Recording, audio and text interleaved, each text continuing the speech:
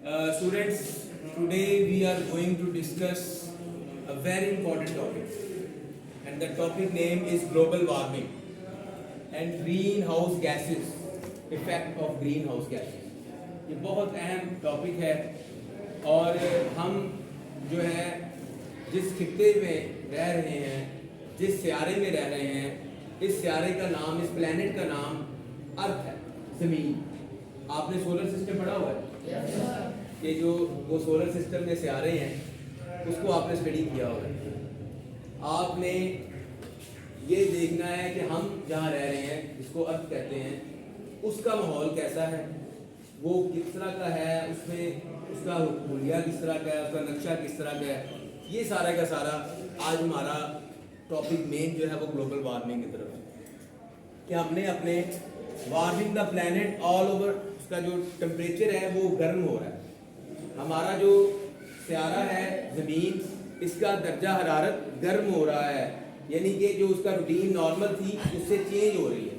آپ لوگوں نے ڈسکس بھی کیا ہوگا، آبزرو بھی کیا ہوگا کہ سردیوں میں جب آپ کسی نل کے نیچے یہ نلکا چلائیں تو پانی اس میں سے گرم آتا ہے. اب وہی آپ گرمی میں نلکے کو چلائیں گے تو پانی ٹھنڈا آتا ہے. تو یہ ایک نظام قدرت ہے، اللہ کی طرف سے نظام ہے کہ اس نے سیارے کے نظام کو کیسے بیلنس کیا ہوا. سمجھ آ گئی؟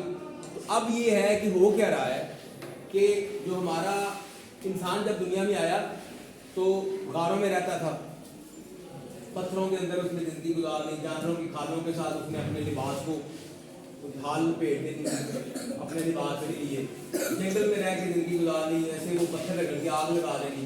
پھر ایسا ایسا انسان ترقی کرتا گیا.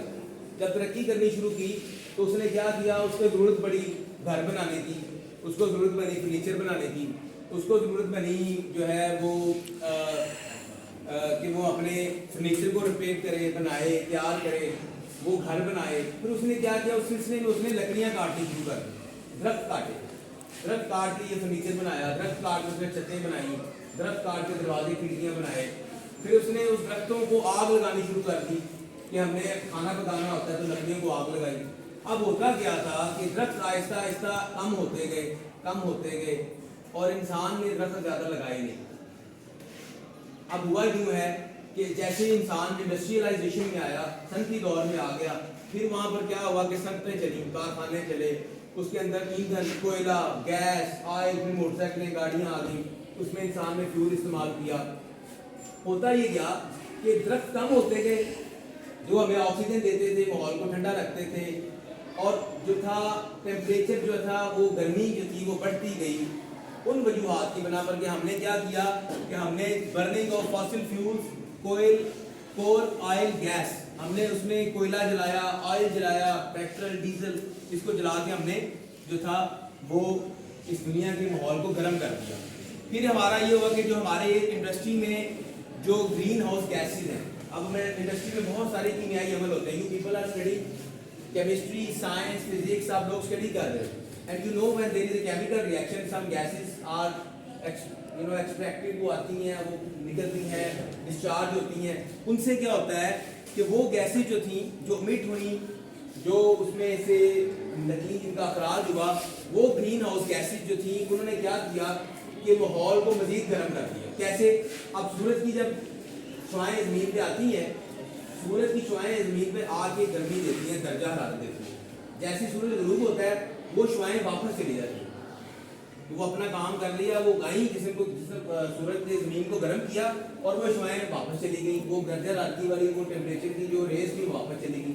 اب گرین ہاؤس گیسز نے کیا کیا کہ ہم نے جب فیکٹریاں زیادہ لگائیں، اس میں زیادہ کیمیائی عمل ہوا، زیادہ سے زیادہ بھٹیاں چلیں، فرنسز چلیں، تو ہم نے پھر جو ہے وہ زیادہ اخراج کر دیا گیسز کا، کاربن ڈائی آکسائڈ، chlorofluorocarbon, water vapours, methane, nitrous oxide, یہ ہم نے زیادہ سے زیادہ ان گیسز کا اخراج ہونا شروع ہو گیا. اب یہ گیسوں میں خوبی کیا ہے، یہ کرتی کیا ہے کہ وہ جو ٹیمپریچر گرم کرنے والا شعاعیں اوپر سے زمین کے ماحول کے اندر آتی ہیں، آسمان سے، سورج سے زمین پہ آتی ہیں، یہ ان کو اپنے اندر جذب کر دیتی ہیں، یہ ان کو باہر واپس دوبارہ جانے نہیں دیتی.